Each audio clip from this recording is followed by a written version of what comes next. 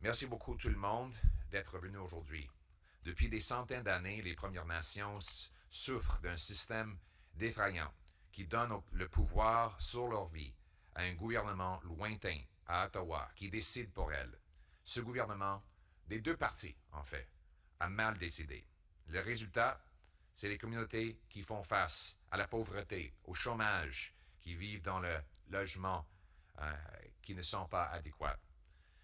Il y a un système maintenant qui donne trop de contrôle aux politiciens et aux fonctionnaires à Ottawa. Même quand il y a des projets qui vont de l'avant, souvent les bénéfices maintenant sont acheminés au gouvernement fédéral et non pas aux Premières Nations.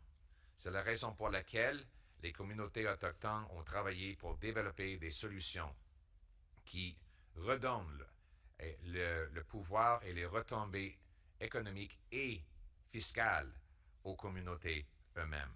La Commission de la fiscalité des Premières Nations a proposé certaines idées, comme un revenu direct provenant des entreprises de ressources directement aux communautés autochtones et leur gouvernement.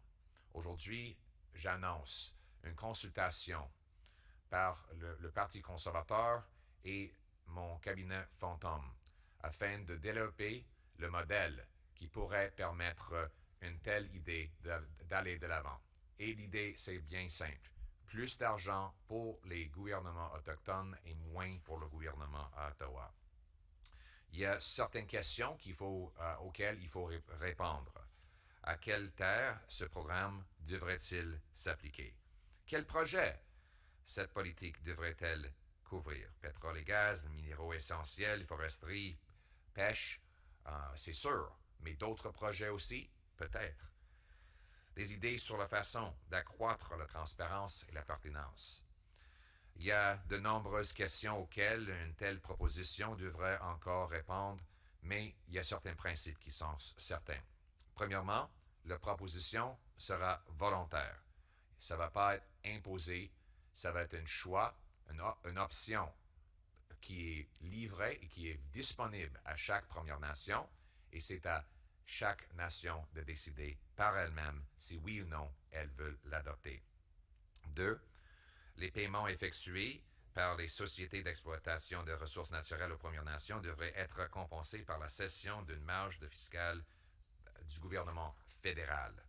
Troisièmement, rien de cela n'affecterait les taxes ou les redevances provinciales, bien que les provinces puissent choisir de s'aligner sur les politiques fédérales si elles veulent.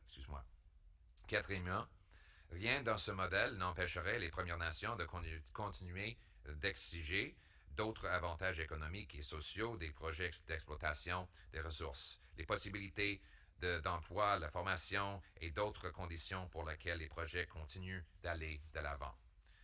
Et c'est sûr que les ententes qui existent déjà seront tout à fait respectées.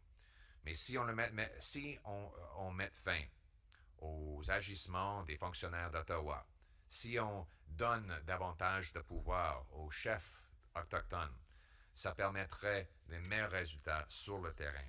Et c'est ça le but de mon leadership.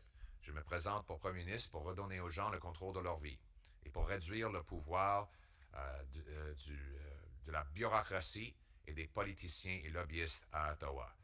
Cette proposition sur laquelle nous commençons à travailler va permettre cela.